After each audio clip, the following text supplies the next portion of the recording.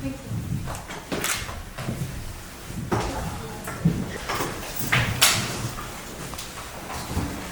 Dear Madam Secretary, dear guests, colleagues, first of all, it is my pleasure to welcome you on behalf of the Minister of Foreign Affairs in Azerbaijan. I know that you have very intense program in both of these days.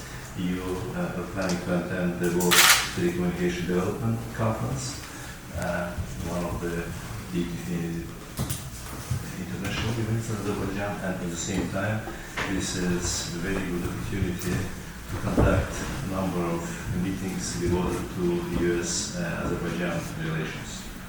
I would say that 2025 probably marks unprecedented development, very positive development in US-Azerbaijan relations, and of course as a result of the very intense dynamic in our relations, which actually I think the culmination of which was 8 August summit hosted by President Trump in Washington, which was really a landmark and historic event in our relations, I think in both dimensions, in terms of US-Azerbaijan relations and at the same time for the whole region.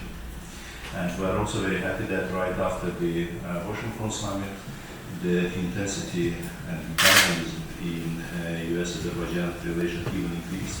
So on a weekly basis, we witness the exchange of the very important government missions from Azerbaijan to US, from US to Azerbaijan. While you are here, the member of the Azerbaijani parliament delegation now in DC, in previous months, a number of high-level delegations led by our ministers, responsible representative of the government, visited US and conducted a number of meetings. So from one side, this is the development as a result of the summit in Washington relating to the regional development, as a result of the signing of joint declaration in Washington. I think here we also have tremendous new dynamics. Number of civilians between Azerbaijan and Armenia is happening, exchange of representative from think tanks, first time flying and visiting directly from Azerbaijan to Armenia. It's expected that very soon there will be reciprocation of this event, and the very recent development with lifting the limitations to transit of goods to Armenia from the territory of Azerbaijan, which is again unprecedented in our recent history, which was another gesture from the Azerbaijani side announced by President Ali, and this is the very specific outcomes of Washington summit. When we talk about the bilateral sides, based on the MOU signed between two presidents in Washington, in different working groups are negotiating the very specific terms relating to the strategic chapter declaration, and with the Ministry of Foreign Affairs, together with State Department, working very hard in order to bring this document together and to make it in a final version sooner rather than later.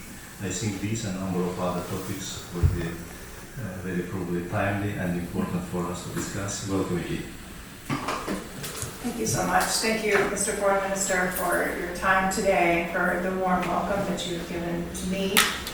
It is my first time in Azerbaijan, and I was very excited to make the trip. And my first time in the region as well, I was going to say, and just really have been eager to come to celebrate what was done on August 8th, but also to look for ways to advance that. And so we'll be having conversations about all of that today. I'm truly honored to be here in Baku to further President Trump's historic vision for peace and prosperity in the South Caucasus. I look forward to all of the bilateral issues that you just mentioned, as well as both of our presidents' historic August summit, from trade to energy cooperation to enhancing regional connectivity and security. All of these things are tied up in those conversations and in the agreement that was made in August, and we have a lot of work ahead to do between